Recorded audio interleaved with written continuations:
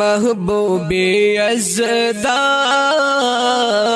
महबूबी यज़दा महबूबी यज़दा। बिस्मिल्लाहि नहमदुहु व नस्तईनुहु व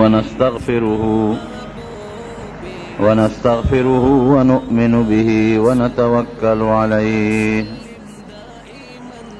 व नऊज़ु बिल्लाहि मिन शुरूरि अनफुसिना व मिन सय्यिआति अअमालिना। मन यहदिहिल्लाहु फला मुदिल्ल लहु व मन युद्लिल्हु फला हादिय लहु।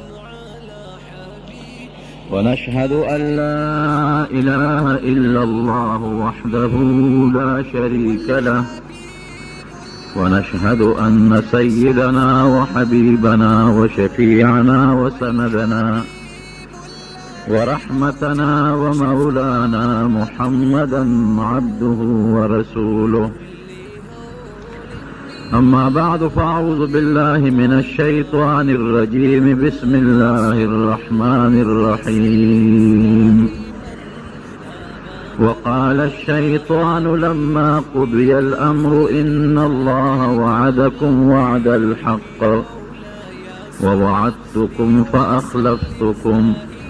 وما كان لي عليكم من سلطان إلا أن دعوتكم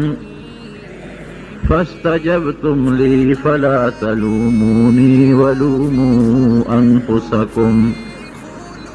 ما أنا بمصرخكم وما أنتم بمصرخي إني كفرت بما أشركتمون من قبل إن الظالمين لهم عذاب أليم. رب العالمین انسان دنیا ترا لے گلے دے در امتحان دا پارا. اغه امتحان دا دے چھے دے پری دنیا کے دا اللہ تابعداری کئی کرنا کئی.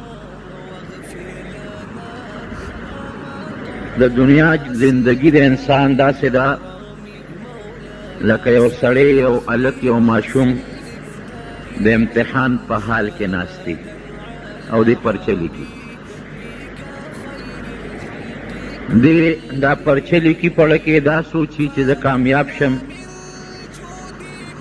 او ښه نمبرو کې پاس شم او د دې امتحان نه پس ما ته ښه نوکري یا نور ښه تعلیم میلو شي. بعض قمقل لک داسی چې هغه په دې سوچ نه او زیاره که پاس شم او که پیل شم دا مور او پلار یو ذمہداری په سره چولی هغه به پوره کړي. که ناکام شم نو زه ګورو به سره ذمہداري چې ته تللی نه ده دیاړي چې ته تللی نه ده. دا قمقل دی. ځکه د انسان که دا سوچي نو بیا دی په دې تعلیم وخت ولې ضایع کوي. د مخکې نه ذمہداري شروع که دی سوچي نو بیا په دې تعلیم کې دې پیسې ولې لګوي. مور او پلار له دوکه ولې ورکوي. د مخکې نه به یې دیاړي شروع کړې وه. هوښیاره لکه هغه دی چې د دا سوچي چې د پخو نمبرو کامیاب شمه او د دې امتحان نه پس ما ته ښه نوکري میلو شي ما ته ښه تعلیم دپاره موقع میلو شي. دې هلک ته د هغه خپل تعلیم د هغه خپل امتحان ښه فایده میلاویږي. دغه رنګې وروڼو په دې دنیا کې انسان هم د یو امتحاني حال کې ناست دی. که یو انسان په دې سوچ کې چې د یاره کتې به شي هر څه چې وشو دا قمقل دی. او که د یو انسان سوچ دی چې زه په دې امتحان کې داسې پرچه ولیکم داسې جوابونه ولیکم چې د دې امتحاني حال نه پس زما خشته ژوند دی ما ته ښکلی ژوند میلو شي د دې خوارۍ ما ته ښه صله میلو شي د هوښیار انسان دی.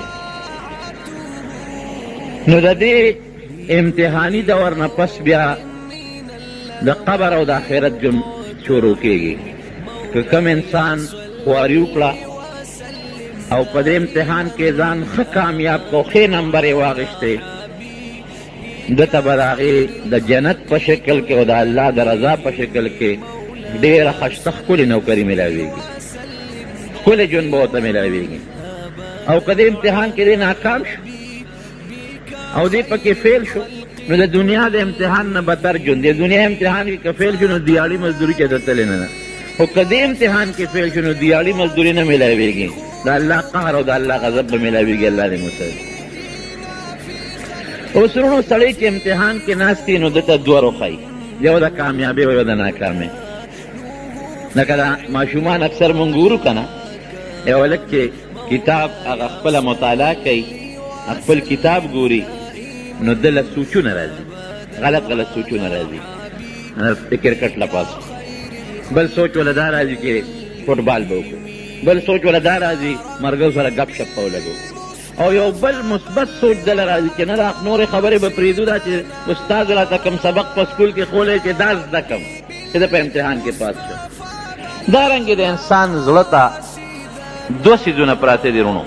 نبی کریم صلی الله علیه وسلم فرمایي یو د شیطان لومه ده او یو د فرشتې لومه ده. ان لقلب ابن آدم لمتان، د انسان د زړه دپاره دوه لومې دي، لومې، یو د شیطان ده او یو د فرشتې ده. شیطان یې یو خوا راکاږي چې د امتحان کې ناکام کي. دی ورته وایي زمړه دا مونځ څه کوې،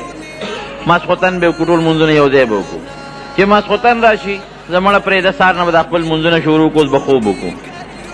زیره مړه دا پیسې ورکې او په زکات کې دا خو بلا پیسې دي او دا خو که در نه ولګېږي دا بچي به دې څه خوري. یاره دا که حج له لاړې دا خو لک یو نیم لک روپۍ دي، دا به څه کېږي، دا بلا پیسې دې لګي. دا سوچونه ورته چې راشه دا ګناه وکړه بیا به توبه وباسې. او بل طرف ته د فرشتې لومه ده، هغه فرشته ورته نه ګورې، دا پیسې د الله په لار کې خیرات کا، الله وعده کړې ده ردې به دله ښه صله درکوي. دا مونځ وکړه ګورې په ځان مه پرېږده، یو مونځ که دې پرېښو الله به سزا درکوي، د ژوند او د مرګ پته نه لګي. نو که دې د هغه شیطان مني امتحان کې ناکام، تباه او د بربادۍ ژوند به شي، او که د هغه فرشتې مني امتحان کې کامیاب، او داسې کامیابي د دنیا کامیابي نه ده، الله دې زمونږ نصیب کې د الله د رضا حاصلولو هغه کامیابي ده. ورونو شیطان الله پیدا کړی دی دپاره دی، که دا شیطان نه وی نو بیا خو د انسان د امتحان وړو څه مقصد نشته. د هغې خو داسې مثال دی لکه یو د سکول استاد اعلان وکړي چې ټول هلکان به پاس شي، نو چې دا اعلان څوک وکړي نو بیا د چا د امتحان څه ضرورت دی، او بیا د هغه کتاب د کتلو او د هغه مطالعې او د هغه علم څه فایده شوه. بیا خو د الله فرشتې وی که انسان الله پیدا دی دپاره کو چې یو خوا دله زه کتاب ورکوم، قرآن، پیغمبر ورته لیږم، عقل ورکوم، سوچ ورکوم، فکر ورکوم، خپل نعمتونه ورکوم، او په دې نعمتونو کې د عقل سترګې ورکوم، او بل طرف ته ولا شیطان ورکوم. او د شیطان سره یو بل دشمن دی چې هغې ته نفس وایي، نفس اماره بالسوء. دا دوه غله الله مونږ له دوه ډاکوان راکړي دي. که د یوازې شیطان وي نو انسان ته ضرر نشو رسولی، او که یوازې نفس وي نو انسان ته ضرر نشو رسولی. د دې نفس داسې مثال دی لکه په کور کې دننه چې غلي، او د شیطان داسې مثال دی لکه د کور نه بار چې ډاکو وي. نو که د کور نه بار ډاکو وي او په کور کې ورسره ملګري نه دی پورې غلا نشي کولی،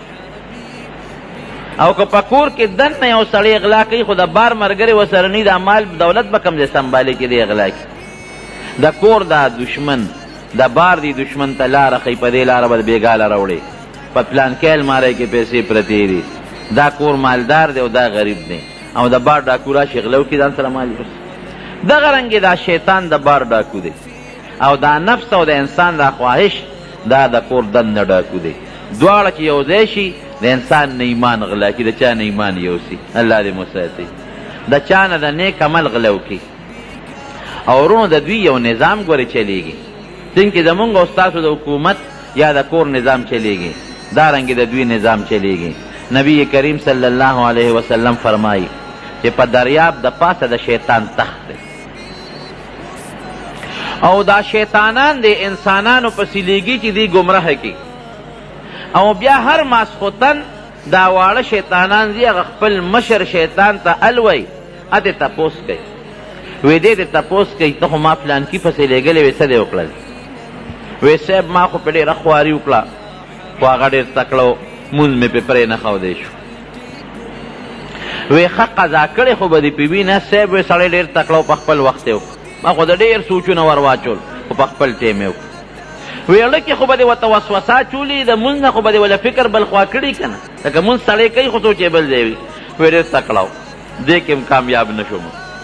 نو دا مشر ابلیس دی نورو بچو ته وایي چې دې ونیسئ او په دریاب کې ولې یو څو غوټې ورکړې. دی خو د اور د ذاته دی د ده د اوبو ګورې نه لګي په دې دریاب کې یو څو غوټې وله ورکړې. ته ما ولېږلې تاړو څه کار ونه وی بل وله راشي ښه ته خو مې لېږلې وې فلان کې پسې څه دی وکړل بابا ما خو ډېره اوچته کارنامه کړې ده. څنګه وی بس لګیا وم وسوسې مې ورته اچولې اله مې پرېښو چې ښځه مې پې طلاقه کړه کور مې وله روان کړ. نو وی دا مشر ابلیس را پاسي او په دې شا باندې وټپئ وی نعم انته ته زما ډېر ښه بچې زبردست کمال دې وکړه او فیلتزمه ځان ته یې را تر غاړه باسي او ښکلي ولې ځکه طلاق چې واقع شي د ښځې د خاوند په منځ کې کور روان شو بچي خورې ری شو تباه شو دوه خاندانونه دشمنۍ ته لاړل.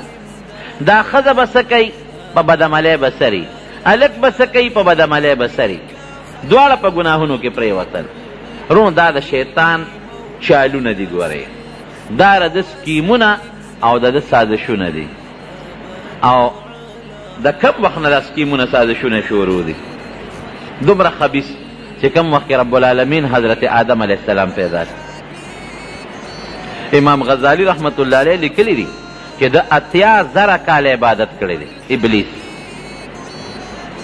او دې اصل کې د پیری په اولاد کې دی والجان خلقناه من قبل من نار السموم نیکې پیریو د هغه په اولاد کې دی او دې د ده نسل کې الله فرق راوستی دی لکه بعضې شی وي د هغې په نسل کې الله تعالی فرق راولي نو جنس رب العالمین بدل کړي. لکه قچر مثلا زه مثال دله درکم قچر خو د خر او د اس په نسل کې دی پلار یې خر دی او مور یې اسپه ده اسپه او خر چې میلو شي نو قچر ته پیدا شي. اوس د هغه خاصیتونه جدا دي د خر جدا خاصیتونه دي او د اس جدا خاصیتونه دي. د اس او د خر بچی دی خو قچر اولاد نه راوړي نسل یې نه پیدا کېږي. دا خاصیتونه الله بدلی نو دې د پیری اولاد دی خو دله الله تعالی خاصیتونه بدل کړي دي. لکه زمونږ په انسانانو کې څوک په یو نسل کې وي څوک په بل نسل کې دی د چا اولاد سپین پیدا کېږي د چا اولاد تور پیدا کېږي د چا ویښته ګلګوچي پیدا کېږي د چا ویښته اوار پیدا کړي څوک کلک وجود والی سخت وجود والا څوک نرم وجود والا د چا جنس دی چې دا پوټیني پوټیني وي لکه دا چین والا ګوره او د چا داسې وي لکه افریقې والا ګوره مضبوط مضبوط لکه د دیوانو غوندې شکلونه وي د چا عمرونه زیات د چا کمي حالانکې د یو آدم علیه السلام اولاد دی. دارنګې د دوی نیکه پیری نو دا ابلیس د هغې د نسل نه 80,000 کاله د رب العالمین عبادت کړی دی او امام غزالی رحمت الله علیه لیکي چې داسې عبادت یې کړی دی چې فرشتې به دته په عبادت کې پسخېدلې یو شان د الله تعالی عبادت او د دې عبادت د وجې دی به په اسمان کې اوسېده فرشتو سره یو ځای او جنتونو ته به داخلېده. وی چې کله آدم علیه السلام رب العالمین دانچه جوړه کړه او په جنت کې د ده راجوسه کېښودله نو یې دی راغی دې ته تاوېده را تاوېده د وخت نه یې ورسره دشمني وه چې دا تربور د کمې جوړېږي نو یې ده به وله دې خېټې له تنګړی ورکول یو شي له خلک تنګړی ورکوي که نه نو یې دې لیکي دا شیطان په خپله دی وایي چې ما ته د وخت نه پته وه چې د انسان به ناکاموي ځکه چې ما دله لومبی تنګړی ورکړ نو ده د ډډتوب اواز وکړ ډډ لکه بعضې شي له سړی تنګړی ورکړي نو کلک اواز کوي او بعضې داسې اواز کوي چې تا ته پته لګي چې دا شی دننه ډډ دی وایي ما وایي چې ډډ شی نقصاني وي ده کې خامخا څه نقصانات دی دا به برابر نه بیا چې رب العالمین آدم علیه السلام کې ساه واچوله نو دی ته حکم وکړه چې څومره موجود و په اسمان کې وی آدم علیه السلام طرف ته سجده ولګوئ. قرآن حکیم کې الله تعالی فرمایي چې څومره فرشتې وی هغوی سجده ولګوله او دې بدبخته سجده ونه لګوله نو چې فرشتو سر اوچت که او ده ته یې وکتل چې دې خبیث خو سجده ونه لګوله نو هغوی د شکري د وجې نه دوباره په سجده پرېوتې دویمه سجده د شکر الله تعالی ولګوله. دې وجې نه په یو رکعت کې 2 سجدې دي. نو دنه الله بیا تپوس وکړو چې تا ولې سجده ونه لګوله؟ تا ته چې ما حکم وکړو نو سجده دې ولې ونه لګوله؟ نو ده یو ټکی الله ته ووی چې الله دې د خټې نه پیدا کړی دی. دغه مخکې نه پته ډډ لا بیل دی، خټې نه پیدا دی، او زر د اور د لمبې نه پیدا کړی، ځکه چې دې د جان د پیری اولاد کې او پیری د اور د لمبې نه پیدا دی. زر د اور د لمبې نه پیدا کړی. زما د اور لمبه خشتۍ مزیداری، او چې دا بله شي نو بره زور کوي، او خټه په ځمکه پرته د پاسه پې خلک ګرځي، څښاشي، بویې کوي، بدبویې کوي، اوبه پې د پاسه پرتې وي، خلک پې ګرځي، متیازې پې خلک غورځوي. نو دته به زه څنګه سجده لګوم؟ ګوره د عقل نه کار واخیست او کبر یې وکړ. څو صفتونه شو؟ 2. یو د الله د حکم په مقابله کې د عقل نه کار واخیست، او دویم کبر او لویي وکړله، دته سجده نه لګو. نو رب العالمین دې را ذلیله کړه، زه رسوا به ګرځې، ذلیله به ګرځې. نو چې دې الله ذلیله کړ، نو الله ذوالجلال ته بیا دې رانیغ شو، الله ته رانیغ شو. ګوره دویم کبر ته یې ګوره، د شیطان 3 صفته دي، هغې نه مونږ ځان ساتو، الله دې انتې وساتي. یو صفت یې کبر دی، دویم صفت یې ضد دی. ضد دا باید سړی په ضد کې وي، که جرګې ول راځي، که څوک ورته ملتونه کوي، او که ښه خبره مو ورته کوي، خو دې د هغه خپلې خبرې نه وړي، ضد وي پکې ضد. او دریم صفت دا چې د الله او د رسول د خبرې مقابله کې عقل چلول. دا 3 د غټ صفتونه. رب العالمین دې ذلیله کړه، رسوی کړه، او فرشتو ته حکم وکړه. فرشتو سره مشوره هم کړې ده، د دې نه مخکې شیطان ته د هغه مشورې پته ده چې د دې به زه خلیفه ګرځوم، ځمکې ته به یې کوزوم،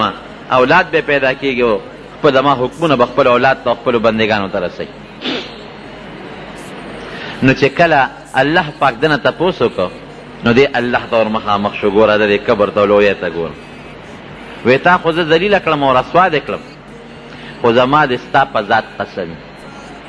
الله ته قسم خوري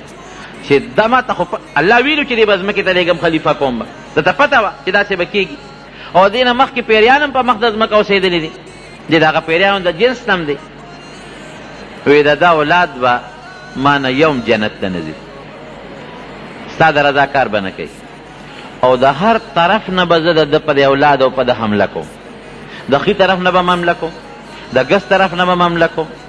د شا نه به حمله کوم، د مخې نه به حمله کوم، د بره نه. مطلب دا چې دې به زه پرېږدم نه، هر طرف نه په ده راځم او زه به حمله کوم، خو دې به زه ستا تابعدارۍ ته نه پرېږدم، دې به زه ګمراه کوم. نو 2 خبرې شو. یو خو د آدم علیه السلام سره دشمني ده چې د ده د وجې د ما د 80,000 کاله عبادت ته وبولو شو، او یو یې ګورې الله سره دشمني ده چې تا به نه خوشحالوم، ځکه د انسان په تابعدارۍ خو الله خوشحالېږي. دا ګوره ډېره خطرناکه خبره ده. رب العالمین ورته 5 قسمونه وخوړل چې تا هم قسم وخوړه، خو زه هم درته 5 قسمونه خورم. زما دې په خپل ذات، په خپل جلال، په خپل عظمت، په خپل لویۍ او په خپلو صفتونو قسم چې که ته ډېر هم ګمراه کې او ډېر هم خطا کې او ټول عمر یې زما نه لرې وساتې، خو که دې یو ځل ما ته د دې ټولو ګناهونو نه توبه وباسي، ستا دا ټوله خواري به په اوبو لوکم او ځان ته به یې رانږدې کړم. اوس یو خوا شیطان شو، لګیا یې دې خپله خواري کوي،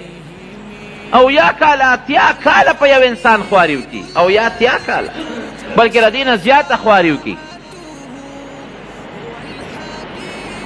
یو بت پر دا آتش پرست دی، آتش پرست شمعون یې نوم دی، شمعون. او د مرګ په وخت کې دی مالک ابن دینار غالبا دی، که ذوالنون مصری دی، غالبا مالک ابن دینار رحمت الله علیه. او دی ولا راغی ورته کېناسته او وی ایمان راوړه، ګاونډي و د ده. هغه ورته وی چې ما خو 80 کاله یا 100 کاله تقریبا د اور عبادت وکړ. او دې ځان قدر کې اوس پروت دی آتش پرست. وی څه دپاره یې د اور عبادت وکړه؟ وی دې دپاره مې وکړه چې اشنۍ او دوستي ورسره پیدا کړه. وی یو کار خو وکړه، تا دا 80 کاله 49 کاله چې د دې اور د عبادت وکړو نو تا به ورسره څه ناسته اشنۍ خو پیدا شي اوس خو ترې روانې مرې یو ګوته وردن نه کړه چې دا ګوته راله سوځي یو که نه سوځي او زه د دې اور د خالق عبادت کوم زم ګوته وردن نه کوم ګورم چې د ما را سوځي یو که نه سوځي راځه بس دا تجربه به پې اوس وکړو هغه بت پرست پوه شو اوس الله چې چاته هدایت کوي حالانکه هغه آتش پرست یو انسان ګوره د شرک نه لویه ګناه د الله په نسبت بله نشته د الله مقابله کې بل ته خدای ویل دا ډېره لویه ګناه ده نو ده د شرک عبادت وکړو یا اتیا کاله او یا کاله یا څلور نیمې شلې کاله خو ښځه سپینګیرتوب په هغه شکل کې بوډاوالي کې مري ځان قدر ترې زیرې بس مري الله ورته هدایت کوي اوس پوه شو ویره یو کار دی وی دا خبره مې ستا خوښه شوه خو که زه مسلمان شومه هسې نه د دې نه موزم او خو هم څونه ګټم وی زه ګرنټي در کوم چې الله به جنت درکوي دا بزرګ ورته وایي نوم مې دې وخت کې پوره ذهن له نه راځي غالبا یا مالک ابن یاد نون مصري رحمت یو کس دی وی ګرنټي راکوي وی وی څه ګرنټي راکوي وی چې ته څه غواړې خو دا سړي اوس الله ورته هدایت وکړو ما خو تاسو ته وایي چې زړه ته یو خوا فرشته ناسته ده ملهم ورته ملهم او هغه فرشته چې د انسان زړه ته کومې نیکۍ راچوي القاء الخیر هغې ته الهام وایي بل خوا شیطان ناصر هغه شیطان نوم وسواس دی او چې د زړه ته کوم هغه القاء الشر هغه ګندګۍ وروړي هغې ته وسوسه وایي د شیطان نوم وسواس د فرشتې نوم ملهم دی چې څه غورځوي وسوسه او هغه فرشته چې څه غورځي هغې ته الهام وایي اوس فرشته لګیا د هغه الهام شروع دی نو وی ته وایي چې ته به څه ګرنټي راکړې نو چې ته څه ضمانت غواړې و یو لیکل به راکړې راله وی بلکل در کوم ښه ولیکه ماله ده وله ولیکل چې دی سړي دی شمعون ایمان راوړه او دی مسلمان شو دله زه ضمانت ورکوم چې دی به جنت ته ځي کاغذ یې وله ورکه او هغه کلمه شهادت وی اشهد ان لا اله الا الله واشهد ان محمدا عبده ورسوله هغه د آتش پرستی پرېښه ده مسلمان شو چې مسلمان شو او بس لږ ساعت پس مړ شو چې مړ شو هغه وصیت وکړو د مرګ نه مخکې وی که زه مړ شم زه خو مسلمان شم وی ما خو هېڅ عملونه کړ ما خو عمر په د اور عبادت ته تېر کړ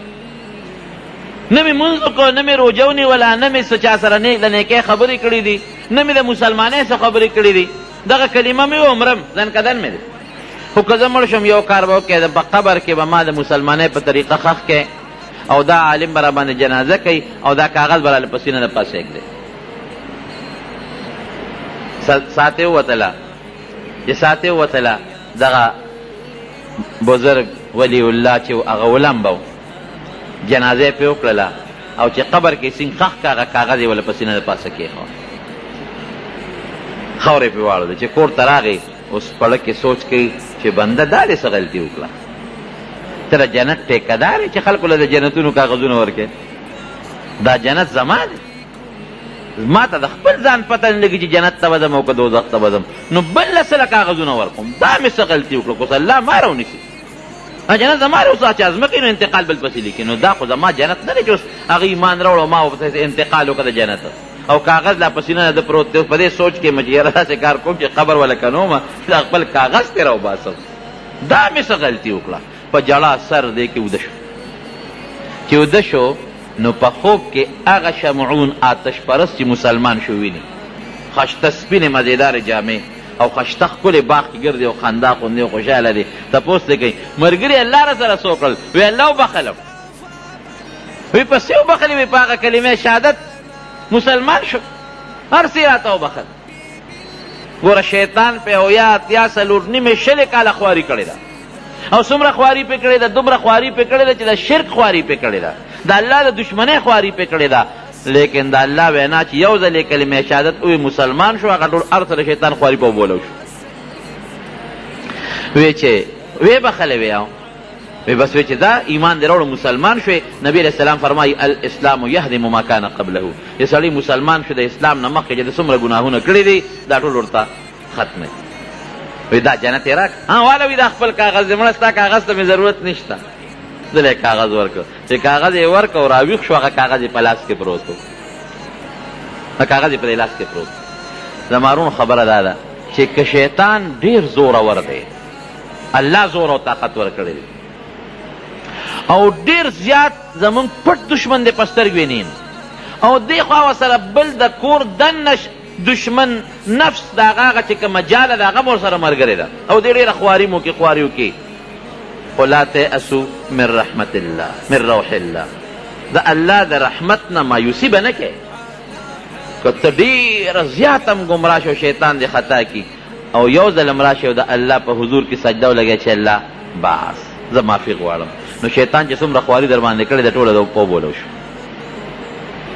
نبی کریم صلی الله علیه وسلم چې کله عرفات ته لاړ، الله یې تاسو ټول بوتلی کې،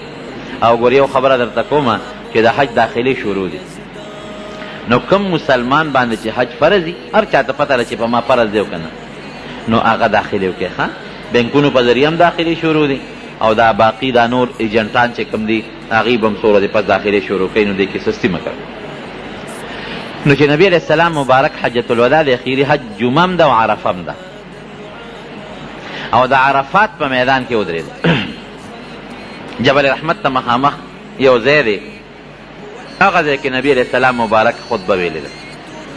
او چې دا اوس کوم ځای کې مسجد نمیره د جومات دی، دا د نبی علیه السلام مبارک د خیمې ځای، دې کې خیمه وه.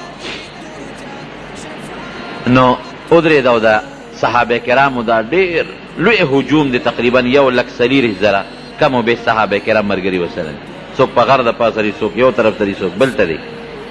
نو نبی علیه السلام مبارک هلته کې یو 3 سوالونه د الله نه وکړل، 3 دعاګانې وغوښتل. 3 کې 2 دعاګانې قبول شوې، یو دعا چې ده نو هغه وخت قبوله نه شو،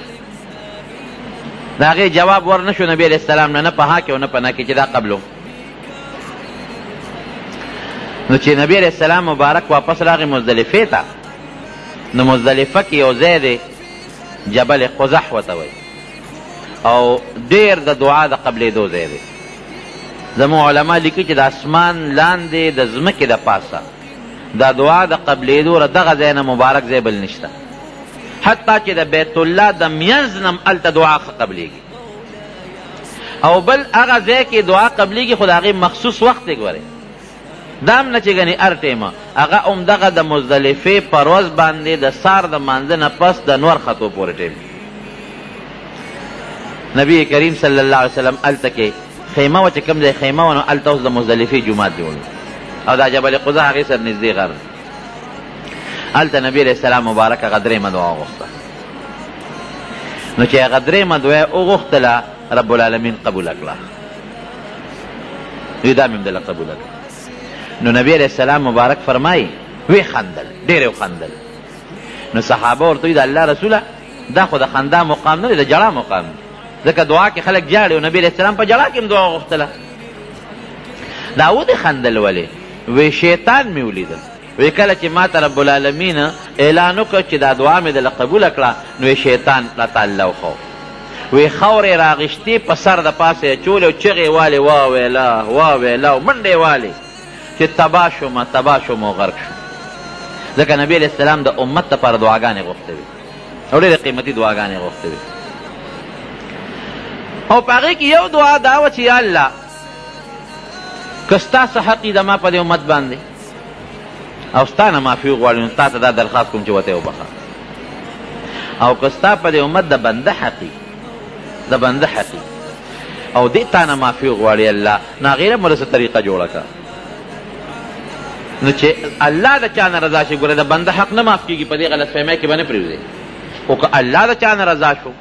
نو هغه طریقه دا ده. نبی علیه السلام مبارک فرمایي، ګوره نبی علیه السلام مبارک وخندل، وی د الله په حضور کې مې الله ته داسې وي یا الله چې دا د چا په چا حق دی دله جنت ورکړه کنه، ورته ووایه چې تا له دا جنت در کوم او دا مسلمان ته دا خپل حق معاف کړه کنه،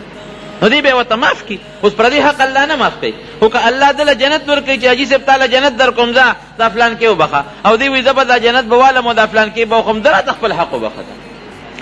نو شیطان وی په سر خاورې واچولې او منډې والې او جړلې چې تباه شوم او برباد شوم هلاک شوم. نو دې بیا د ده خواري چې الله ضایع کړي او برباد یې کړي، په جنګ بدر کې دی د کافرو په صف کې ولاړ دی شیطان، او د کرد ابن جابر په شکل راغلی دا یو ډېر لوی دا یو ملک و او راغی ابوجهل سره لاس نیولی دی او دی مه یېرېږه زما قوم هم را روان دی 3000 مې قوم را روان دی 3000 ابوجهل په بار بار تپوس کو دی خو دا کرد په شکل و د هغه لوی ملک په شکل و هغه تپوس کوي هلکه هغه لښکر دې راونرسېد هغې غر نه شاته را روان دی سپیکر چې ونه کړي خو چې کله جنګ شروع کېږي زما قوم به را رسېدلي ابوجهل په دې خوشحاله ملګرو ته یې ووې وی خفه کېږئ مه تاسو هم 1000 کسان یې مسلمانان خو دا 100 کسان دي او د دې کرز ملګري چې دي نه هم د دې غر نه پورې غاړه را روان دي او چې د مسلمانانو د کافرو لښکر یو بل ته مخامخ شوې که نه او فرشتې راغلې فرشتې د بدر یو غر دی په هغې د پاسه د میږو په شکل کې دا میږي دا وزر وله زه چې صحینم که نه هته چته یې نه هیله مې میدان ته مې راوستې اوس به دې پته ولګي دی خو بیا لکه د مشرف خپل او پردې نه پیژني بیا خپل تمثیلې ورته کوي او پردې تمثیلې ورته کوي را مې ورته اوس به درته پته ولګي کوم خوا ځې وایي به ته ما ته لاس پرېږده ابوجهل یې راکاږي او ابلیس دې لاس راکاږي خدای بدبخته ته اوس څه یې نه هغه د دنیا فرشتې راغلې د یو فرشتې مقابله نه شو کولی بابا اوس ته د 1000 فرشتو مقابله را مې ورته اوس به درته پته ولګي اني ارى ما لا ترون لاس یې ته وویسته هغه ابوجهل سره د هغه خپل لښکر یې پې تباه برباد او مختلف سکیمونه حربونه دې بدبخت له ورځي یو ځل یو دغه کې یو سړی نیک سړی دی د دیوال په سوري باندې ملاست مسلمان دی وله راغی ای پسه لک او ورته وایي ولې د خوبه دې ویستم وار شوي دیوال راغورځېږي پسه دیوال د باندې راغورځېږي هغه زر پاسې جامې وڅنډلې خو چا خوښو دیوال را پرېوت چې را پرېوته دغه سړي ور منډه کړې او د شیطان دی خو انسان په شکل د شیطان خدای را سره خو تا خو زه د مرګه بچ کړم ته څوک او تا خو ما سره ډېره ښېګړه وکړه که دا دې زه د خوبه نه وي راویښ کړې او دا دیوال په ما را پرېوتی وې خو زه خو بیا دڼیا کړې وې مړه به وې اوس خدای را سره خو وکړه وایي مړه دواګانې مه کوه سړیه وایي ته څوک یې ته خو ډېر ښه سړی د مرګ وایي زه خو شیطان یم اوهو شیطان ته ګوره ښېګړې ته ګوره تا خو ما سره ښېګړه وکړه ته څنګه شیطان یې وی ښېګړه مې سره نه ده کړې ظالمه دا دیوال را پروت اوس به شهید شوی وې ته به هم راته په جنت کې نیغ نیغ کېدې شهادت نه مې بچ کړې د شهادت مرګ د کافر په مقابله کې د دشمن او د کافر په مقابله کې رب العالمین د موږ ته د شهادت مرګ را نصیب کړي ډېر قیمتي مرګ دی لکه دا خلک وایي دا جامع حفصه کې چې دا څومره ماشومان او جینکې او زنانه نو ټیک د وارثان خو خپوي او مسلمانان هم خپوي خو هغې ته رب العالمین د شهادت مرګ ورکړي او بیا داسې د شهادت مرګ چې د خپل مسلمان رور د لاسه د شهادت د مظلومیت مرګ او نبی علیه السلام فرمایي د شهید متعلق چې ارواحهم فی جوف طیر خضر لها قنادیل معلقة تحت العرش تصرح من الجنة حيث شاءت د دې روحونه به د الله د عرش لاندې وي لاندې او په الوتکو کې به او چې کوم ځای کې د جنت خوښې چکرې به لګوي چې کوم ځای کې خوښې جالې به د عرش لاندې چې راځي واپس د الله د عرش لاندې به ټیکانې به هلته نو دا خبیث له مختلفې حربې او طریقې ورځي نه پیغمبر پرېږدي نبی کریم صلی الله علیه وسلم مونځ کو دا په جومات کې د انور تندر نیولو د هغې مونځ یې کو چې مونځ یې کو را رسته شو بیا لږ ساعت پس مخکې شو چې سلام یې وکړه د صحابو ته تپوس وکړه د الله رسوله په دې مانځه کې رسته شو دا ولې او بیا مخکې شو دا ولې وی شیطان راغی او د اور لمبې راوړه او ما ته یې په دې ځمکه د پاسه وغورځوله نو وی رسته شم وی نیت مې وکړه چې راوینیسم خو تښتېد او وی که رانیولې مې وې نو وی بیا به مې د جومات په دې ستنې پورې تړه چې د مدینې منورې د خلکو پې لوبې کړې وې وی الله رسوله رانیولې به دې وکنه وی د سلیمان علیه السلام دعا مې را یاده شو د هغه د زما د رور د سلیمان علیه السلام چې رب هب لی ملکا لا ینبغي لاحد من بعدي هغه دا دعا کړې وه چې الله داسې بادشاهي راله راکړي چې زما نه پس د بل چا نه نو د هغه په پیریانو په شیطانانو باندې هم تسلط و نو که ما دې رانیوه خو بیا خو زما هم په دې پیریانو په دای خو هم د پیري زه راته په شیطانانو هغه تسلط راته زمان پې د پاسه هغه خپل تسلط راته نو د سلیمان علیه السلام هغه دعا کې نیمګړتیا راتله نو ما پرېښود رددته خاسئا مې چې زه چخې خیر وکړي او چې دا ورمخکې شم نو دا الله جنت راته وښو وی نیت مې وکړه چې یو د انګورو غونچک ترې وشو کوم وی بیا مې پرېښو او که دا غونچک مې را شکولی و نو تر څو چې دنیا آباده وه تاسو به ترې میوه خوړه او خلاصېده به نه نو ګوره دا شیطان په پیغمبر هم حمله کوي خو الله ته پیغمبر ساتي نبی علیہ السلام مبارک په خپله فرمایي چا یې تپوس وکړو وی نبی علیہ السلام وفرمایي وی هر انسان سره شیطان شته صحابه یې تپوس وکړو د الله رسوله تا سره هم شته نبی علیہ السلام وفرمایل او ما سره هم شته خو زه الله د هغه نه محفوظ ساتلی پیغمبران الله د شیطانانو نه محفوظ ساتي زه ته الله محفوظ ساتلی او بیا د پیغمبر نه پس د پیغمبر په نږدې امتي خو مضبوط وار کوي خو نه پرېږدي څومره چې نږدې وي په هغه حمله کوي کوشش کوي چې دین ولا خراب کړي کوشش کوي ګوره دا د الله ډېر لوی قدرت دی الله فرشتې را مقرر کړي چې موږ ساتي یعنې که دا فرشتې نه وي که نه دا نیکان به ګوره د شیطانانو وجلي وي پرېښې به یې نو ځکه غټ دشمنان دي چا باندې به یې اور اچو چا باندې به په ټوپک ډس کو په چا باندې په چاړه به یې غذار کو دا خو الله تعالی فرشتې دي قرآن کې الله یرسل علیکم حفظة د هغه فرشتو په ذریعه الله تعالی د انسانانو حفاظت کوي که دا نه وي یو نیک انسان او یو عالم او یو بزرګ به یې نه وي پرېښي او بیا خصوصا د مرګ په وخت کې دی ډېره زبردسته حمله کوي امام رازي رحمت الله علیه فخر الدین رازي ډېر لوی عالم تیر شوی دی دومره لوی عالم تیر شوی دی او تفسیر یې لیکلی دی که تاسو د هغه تفسیر وکته نو عام مولیان د هغه په هغه تفسیر پوهېږي هم نه چې څه پکې لیکلی دی یو ډېر بهترین او د عقلیاتو د نقلیاتو نه ډک یو تفسیر یې لیکلی دی او فلسفي عالم تیر شوی دی یو بزرګو په هغه زمانه کې شیخ نجم الدین رحمت الله علیه د هغه سره د امام رازي رحمت الله علیه نسبت نو یو ځل دا بزرګ اودس کوي او خپل شاګرد مرید ورته وباچوي نبی علیہ السلام مبارک فرمایي چې په اوبو کې به اسراف نه کوئ په اودس کې به ډېرې اوبه نه لګوئ دی لګیا دی الله سینځي او هغه مرید ورته وباچي یو لوټه یې تشه کړه هغه مرید لاړ اوس بله لوټه ده سوچ اوس بل ځای کې دی مرید ورته لګیا دی وباچوي ډېرې زیاتې اوبه استعمال کړئ مرید هم حیران دی چې نن خو صاحب بله اوبه استعمال کړه دا خو دې اسراف وکړو خو په دې اخر کې داسې یو چونګ اوبه راواغېښتې داسې یې وویشتلې او زه به یې پښتو کې ته معنا وکړم چې اوبه یې وویشتلې وی ورته وایه چې بې دلیله خدای یو دی بې دلیله خدای منم او چې دی څنګه ووې هغه مرید ته وی اوبه راته واچوه او داسې وکړه مریدانو یې تپوس وکړه وی حضرت څه چلو تا خو نن بله اوبه په ځان باندې استعمال کړې زیاتې اوبه استعمالول خو ګناه ده اسراف دی او بیا دا دې اوبه دې کم خوا ویشتې او دا ودې ویسو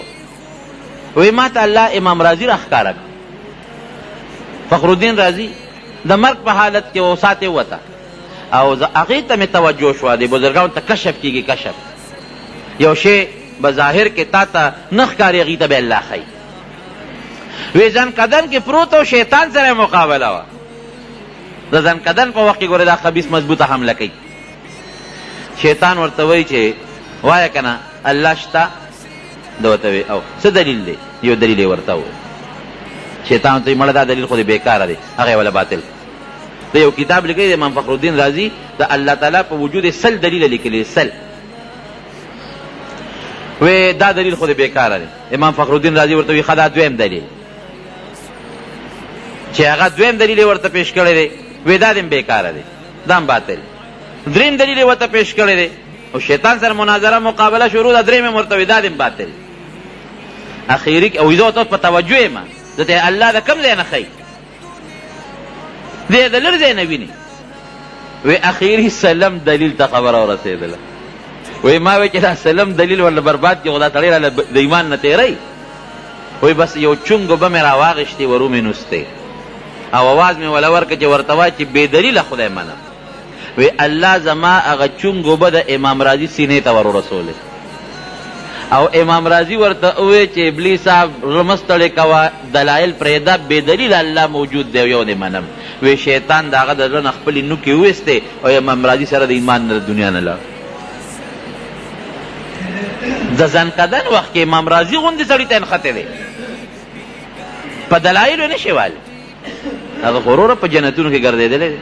په اسمانونو کې چکرې والي دي د هر پیغمبر خبره اورېدلې ده په دریابونو ګرځي په دنیا ګرځي یو لطیفه غوندې ده خو د عبرت ده یو زمیندار چې و نو هغه یوې کوله یوې او شیطان ولا راغی خو سوچه مسلمان شیطان ولا د انسان په شکل کې راغی وی زمیندار کاکا یو خبره ته کوم خدای څو خدایان دي هغه ته خدای یو دی وی څه دلیل دی را سره چې خدای یو دی دا زمیندار کاکا ورته وی دلیل غواړې وی او وی ښه ودرېږه چې دلیل درته ووایم یو یې ودروله او هغه د غوان هغه چوکه نی هغه خو مضبوطه چوکۍ که نه هغه د خون نه جوړوي که د څه نه جوړوي هغه سیخ پکې لا بیلي هغه چوکۍ راواغېسته او ورپسې ورغی وی تا خو چوکه راواغېسته ودرې که نه وی دلیل درته ښیمه دلیل درته ښیمه شیطان دې وتښتېده وی خدای دې بېخوبه دی دلیل مه وایه به زه بې دلیله دا منم چې الله یو دی نو شیطان سره مقابله کېږي نه دنیا کې چې ستا نه لږ غوندې پوهې هغه سره مقابله نه شي کولی شیطان سره به څنګه مقابله وکړي مونږ ته الله وایي مونږ ګوره چا پیدا کړی یو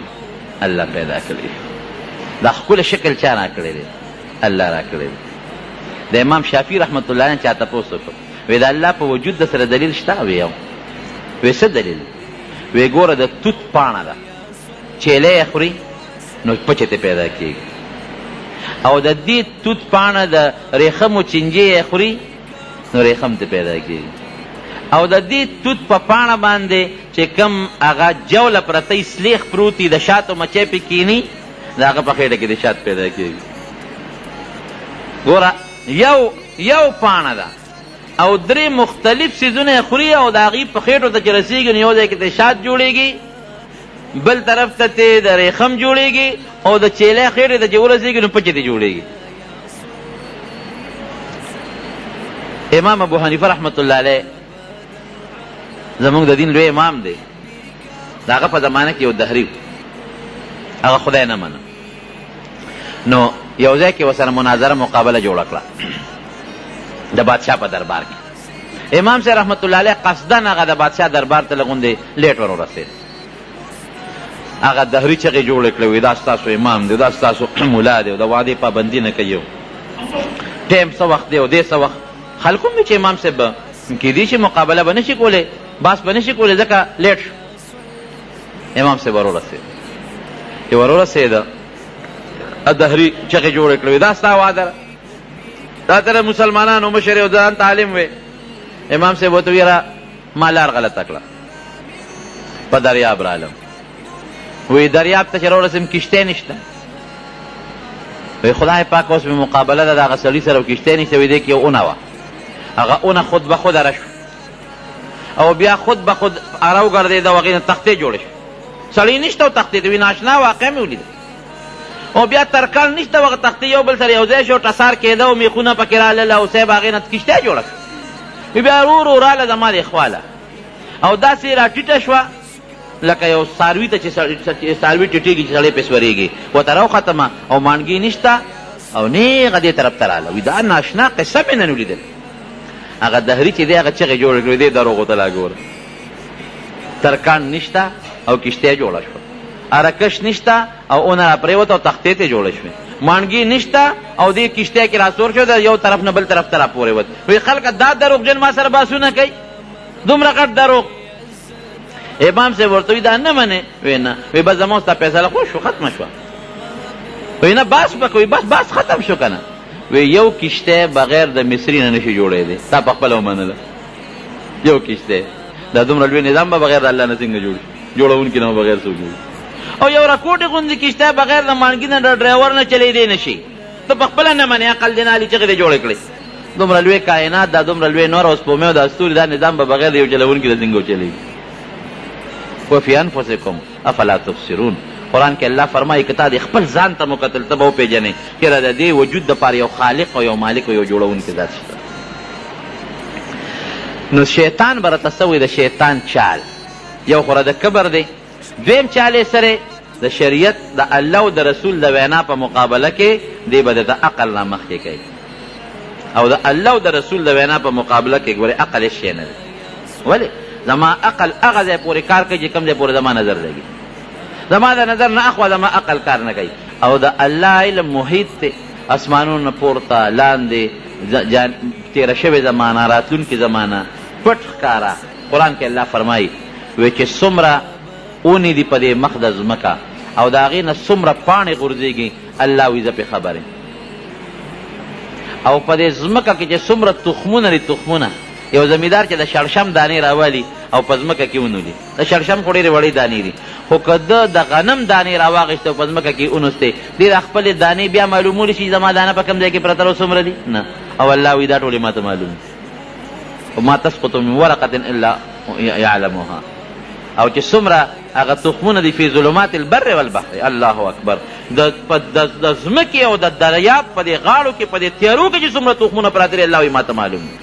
نو د انسان دا ناقص علم او عقل او پویه د الله او د رسول د علم په مقابله کې هېڅ شی نه.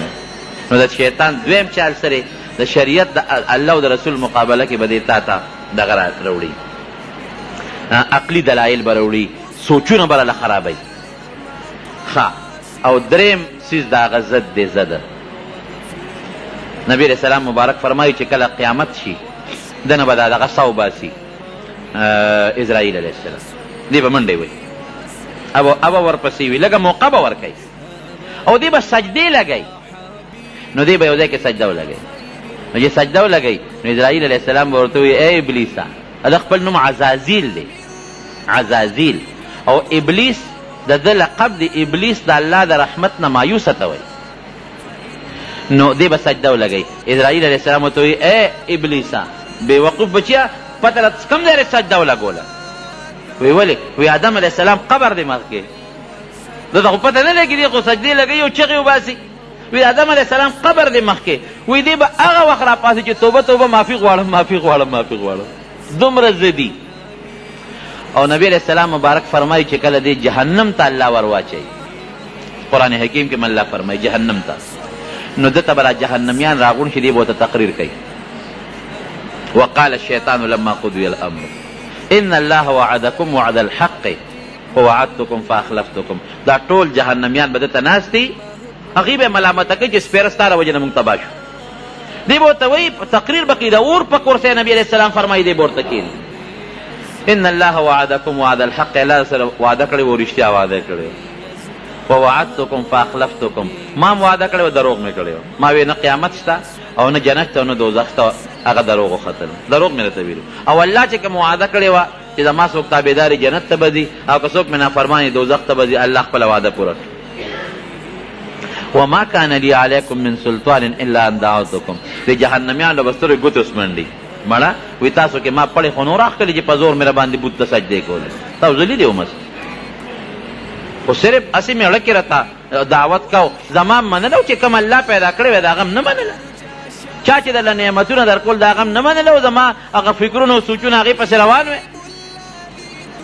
ما کان لی علیکم من سلطان، ما خو تاسو کې څه پړي نه دی اچولی، ته زور خو مې در باندې نو، الا ان دعوتکم فاستجبتم لی، ما هسې دعوت مې در کو زما خبره مو منله. فلا تلومونی، ما مملا ملامته کوي، ولومو انفسکم، ځان ملامته کوي چې د هغه لوی ذات چې کوم ستاسو خالق او مالک او د دنیا نعمتونه او بچي او ښکلی شکل رزق مسلماني ایمان یې در کړی ام پرېښود ما پسې روان شوې. ما انا بمصرخکم وما انتم بمصرخیه، نه تاسو زما فریاد لر کولی شئ، زما د چغو جواب کولی شئ، انا د ستاسو د چغو جواب کولی شم، ستاسو نه فریاد نشم اخیستی. انی کفرت بما اشرکتمونی من قبل ان الظالمین لهم عذاب علیم. که تاسو په دنیا کې زما تابعداري کړې ده زه د هغې نه انکار کوم، نه به م کوله، چا راته وایي چې زما تابعداري کوي، ظالمانو له د الله لوی عذاب. نو او یا زره کاله چې دی په جهنم کې تیر کې، نبی علیه السلام مبارک فرمایي او یا زره کاله د جهنم د یو سکنډ د عذاب نه دې مله وساتي. ګوره نو رو به یې باسي، دی به چغې وایي او کرکې به وباسي او وي داسې په جهنم کې دی تاویږي، کلمې به ترې وتې وي لکه وي چې د هغوی په دې ګاڼې تاویږي. نو رو به یې باسي، هلکه زه بخم دې معاف کوم دې، خو اوس یو کار وکړه. وایي څه کار وکړم؟ وایي آدم علیه السلام طرف ته اوس سجده ولګوه، اوس ته معاف کوم. وی الله داسې اوس دا نه کوم، دا نه کوم. مولوي صاحب زمونږ خدای پاک وبخښي، هغه تقریر کې دا ټکې وویل. اوس مې یېرې څوک بابا اوس وفات شوی دی چې هغه دا ووایي چې او یا زره کالې الله په جهنم کې وسوځئ او بیا راوباسي او ورته ووایي چې اوس آدم علیه السلام د سجده وکړو دوی چې دا نه کوم نو بابا والا عذر کوي مولوي صاحب کافر پښتون دی وایي ضد دی ضد دا رده ضد الله یم د ضد استاد نو څو صفتونه شو یاد بم شي څو صفتونه شو یو کبر لوی چې الله ته سینه دبول او دویم د شریعت مقابله کې عقل استعمالون او دریم ضد دا درې صفتونه که مونږ کې پیدا شو دا شیطان صفتونه دی الله رحمته وساتي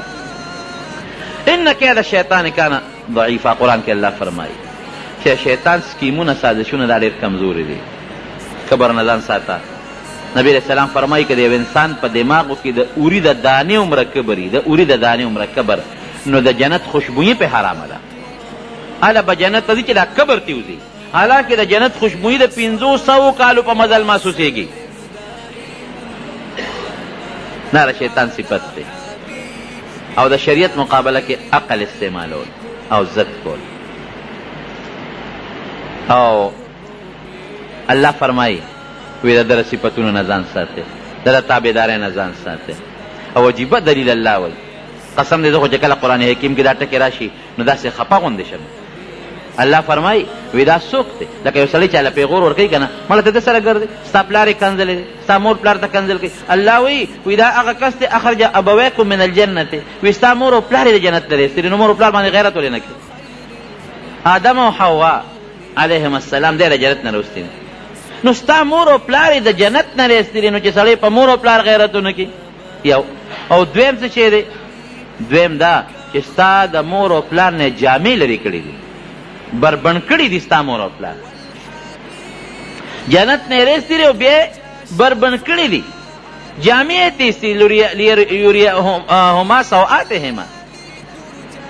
جامې یې دي نو چې مور او پلار یې درته دومره بېعزته کړي دي چې د هغې نه جامې وویستې د جنت نه یې دله راوویستل نو ته داسې سړي سره ملګرتیا کې د دې انسان تابعداري کې دا غیرت پکار دی حیا پکار ده چې داسې انسان دې سړی تابعداري وکړي نورونو ډېر خطرناک دشمن خو دی قسم دې زه خو کله کله وایم که دې خدای مونږ ته چېرته وښو چې څه چل به ورسره کوو ډېر خطرناک دشمن دی داسې دشمن دی چې پټ دی ښکاره دشمن سره خوار څه کولی شي او پټ دشمن سره زړې څه کولی شي په سترګو نه ښکاري پټ دشمن دی او بیا جالی د انسان د زړه په خوا کې د نفس اماره بالسوء د هغې په شکل کې جاله پرته ده په دې کې نبي علیه السلام فرمایي ان الشیطان یجري من الانسان مجرى الدم وی د انسان په رګونو کې دا شیطان داسې ګرځي لکه وینه چې ګرځي او دومره طاقت ولا رب العالمین ورکړی دی وی که دې په ځمکه کې وي او یو انسان په اووم اسمان کې وي د ځمکې نه د هغې انسان په ړه کې وسوسه اچولی شي داسې مضبوطه وسوسه دل الله ورکړې ده نو ته به وایې چې د دې بلا نه په څه خلاصېږي دا ډېر خطرناک دی ده نه په څه خلاصېږي په سترګو نه ښکاري وسوسه اووم اسمان ته رسولی شي نفس اماره بسو جالی زما زړه سره پرته ده زما په رګونو کې ګرځي نو یو دم یې الله ښولی دی هغه د الله ذکر دی ذکر چې کله هم د الله ذکر کېږي په دې زړه کې وایي الله الله یا لا اله الا الله دې به تښتي د ده یو صفت خناس دی خناس تښتېدونکي رستو کېدونکي ته وایي نو که ته وایې زه د شیطان نه بچ شم د الله ذکر کوه دې به رانه تښتي او حدیث پاک کې راځي چې څوک بانګ وایي بانګ هم د الله ذکر دی که نه نو چې بانګ شروع شي دې تښتي دا شیطان او ټیزونه اچوي ټیزونه او هغې پورې منډې وایي چې دې دا بانګ اواز نه اوري نو بیا راشي چې بانګ ختم شي نو چې بیا اقامت شروع شي اقامت بیا د الله ذکر دی نو بیا تښتي منډې وایي نو چې اقامت ختم شي نو بیا راشي د انسان زړه ته کښېني نو دا انسان هله پرېږدي چې دې سلام وګرځوي او پته ورته نه لګي چې ما 3 رکعاته وکړل که 4 مې وکړل هغه زور د انسان نه وباسي نورونو دا 3 صفتونه د شیطان دي الله دې موږ د 3 صفتونو نه ساتي او ورسره د الله ذکر کوئ ذکر د الله چې ذکر څومره زیات کوئ هغه به د شیطان نه محفوظ دی بس شیطان نه خلاصېږي د الله په ذکر چې خوله خوځوئ د الله ذکر دا غیبتونه او دا کنځلې یو بل پسې سپک ویل دا ټول د شیطان صفتونه دي د دې نه به ځان ساتو او اخري یو ټکی وایم یو شیطان دی هغې ته قرین وایي هغه چې دې څنګه دا شیطان اګی چی ګورې دا ابلیس ما ته ورته د نسل بدل شوی دی د پیریانو جدا طریقه باندې نسل پیدا کېږي لکه څنګه چې د انسانانو پیدا کېږي او د ده دا جنس الله بدل کړي دی اګی چی او هغه اګی د خپل ترخ کې ګرځوي نو چې کوم اولاد د اګو نه پیدا کېږي ډېر زیات دي اوس چرګې تاګیا کېږي زوره بچي راوړي نو بلا ګی چې سپېره بچی او بلا بچي پیدا کېږي نو هغه بچي پیدا کېږي کم مخلوق چې د هغو نه پیدا کېږي هغه د شمېر نه زیات دي لکه ماشي شو مچان شو یا دا نور د هغې شمېر څوک نشي کولی نو یو انسان پسې هغه نور شیطانان خو وي خو یو دی چې هغه څنګ دی پیدا شو نو یو ورپسې ولګوي وایي ته به ردنه نه جدا کېږي تر مرګه پورې به ته د سره یې ته ودوې کوي خو دا بل خو راته ده ووایه بشیر جانه ته ودوې کوي خو کیسټ به بیا ولګېده ته مې چل خو ولګي ذکر به کې کړه جبلي نو حاصل دا دی چې دغه دی دا سمې وی نو هغه د چې دې څنګه ورپسې خپل بچي ولګوي تر مرګه پورې هغې ته قرین وي نو چې دې کله جهنم ته دا سړی ګمراه شي که نه او دا جهنمي جهنم ته غورځېږي نو دغه شیطان چې دا کم د سره پیدایشي ملګری دی دا به ورسره په یوه اتکړی وتړي او دواړه برق جهنم ته غورځوي د انسان دا ګمراه انسان او دغه شیطان چې د ماشوموالي نه ورسره ملګری دی دا به ورسره په یوه اتکړی تړلي په جهنم کې به یې غورځوي مولوي صاحب د خدای پاک زمونږ وبخي هغه به وی د جهنم دا سزا خپله ده وایي دا ډېره لویه بېغیرتي ده چې سړی په جهنم کې د شیطان سره لاس تړلی پروتي و واقعي دا ډېره لویه بېشرمي ده بېعزتي ده چې شیطان سره چې دې خوا ګوري چې بعضې مسلمانان د نبي علیه السلام د لاس مبارک د حوض کوثر اوبه څښي بعضې د هغه د چترۍ لاندې ولاړي بعضې هغې سره یو ځای جنت ته روان دي او بعضې د شیطان سره لاس تړلی جهنم کې پراته دا ډېره لویه بېشرمي ده الله دې محفوظ وساتي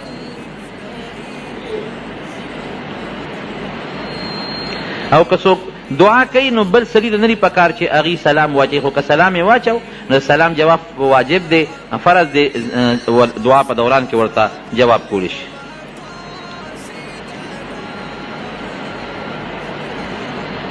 امام سلام وګرځئ او مقتدي لا په التحیات لله یا په اللهم صل کې وي مقتدي سره امام سره یو ځای سلام ګرځئ که نه ګوره عبده ورسوله پورې به خامخا وایي او چې عبده ورسوله پورې مقتدي مونځ ورسو نو بس امام سره بیا سلام ګرځئ ځکه دا وروسته درود شریف ویل یا دا دعا کول دا سنت دي او د امام تابعداري واجبه ده نو عبده ورسوله پورې خو به لازمن وایي او که د هغې نه اړولې او امام وایي چې السلام علیکم ورحمت الله نو دې د باقي خبرې پر منځ کې دې پرېږدي او امام سره یو ځای د سلام ګرځئ جنۍ د خاوند کور ته په ډولۍ کې وړل څنګه دي بلکل ښه خبره ده ډولۍ خو ډېر د عزت شی دی او چې پټه طریقې سره په ډولۍ کې یوړلی شي دا ډېر د عزت طریقه ده او دا ښه خبره ده او بل دویمه دا ده چې دغه دی د پخوا خو زمونږ د مشرانو به دا طریقه وه چې څه موده به بیا دا جینۍ پلار کره تله په ټانګه کې نو هم شاته بیا ورته څادر تړلی خیال دې راغی خیر دور در باندې را روان دی خفه کېږې ما اوس به جینۍ په خپله وایي چې ما ډولۍ ته مه خېږه داسې در سره ځم ګوتې جنګ کې به داسې روانوي او دا په بعضې علاقو کې اوس هم دا رواج شته یا د صدر صاحب سره وزیر اعظم صاحب سره وزیر اعلی صاحب سره دقسې یو ځای په پوټو کې ناست دی ما له یو کارډ ما ځان سره سنبال کړی دی ما له چې یو دعوت یو کارډ رالېږلی لکه جینۍ دواړو پې دغه دی دا تصویر دی حیا لاړه الله دې مو حیا نصیبه کړي که یو سړی ظلمن شهید شي او مړ شي او په ظلم نو ده ته غسل ورکولی شي که نه شي ورکولی او چې دی شهید شو ظلمن نو هغه ته بیا د غسل ضرورت نشته هغه ته بیا د خپلو ګنډلو جامو کې دی خخلی شي غسل دې مو نه ورکوي اقامت دوران کې په نامه لاس ایښودل لازم نه دي په نامه لاس مېږده لاس به ځوړند دي په نامه به هله لاس ایږدی چې ته کله تکبیر تحریمه وکړې مور او پلار دپاره چې سړی حج بدل کوي طریقې را خو ډېره اوږده طریقه ده خو چې څوک د مور او پلار دپاره حج بدل کوي ما سره دې بیا ځان له میلو شي زه به طریقه ورته وښیم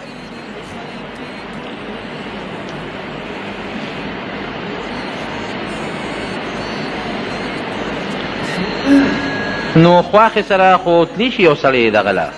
د څه ورته ویلې کېږي حج له او خو که ځي ورسره تلی شي د خواښې سره حج له دعا وکړئ زمونږ په دې وطن کې یو غلط رواج دی چې پردی ښځه اولی کې وي دا مې ترور ده او دا مې خواښې ده او دا مې دغه ده دا څه ورته ویلې کېږي دا اولی کې په کاغذونو کې او دې ورسره داخلو کې دا بیا ګناه ده دې نه ځان ساتئ دعا وکړئ یا الله زمونږ په حالت باندې رحم وکړي د افاتو بلیاتو مصایبو غمونو او د شیطان د وسوسو نه الله په امن کې وساتئ رب العالمین که موږ څومره ګناهونه کړي دي ته راته د هغې عفو نصیبه کړي شیطان موږ څومره خطا کړی یو پروردګاره موږ ډېر کمزور یو موږ ډېر عاجزه یو ستا په دربار کې سوال کوو الله تعالی زمونږ ګناهونه مونږ ته معاف کړي دعا وکړئ زمونږ دې وطن ته چې را څومره فتنې پکې شروع دي مسلمان د مسلمان د لاسه مري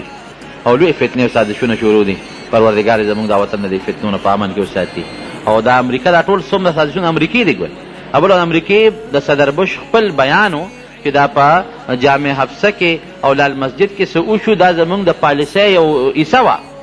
مونږ چې کومه طریقه کار دا د هغې یو حصه ده په خپله وي دوی مونږ کړي دي هغه وي دا زمونږ د پالیسۍ یو حصه ده الله د امریکا او برطانیې او د هغې سازشونه ناکام کړي الله دې په خپل قهر تباه او برباد کړي زمونږ د مسلمان د الله حفاظت نصیب کړي اخر وخت کې د الله په خولې دا کلمه نصیب کړي لا اله الا الله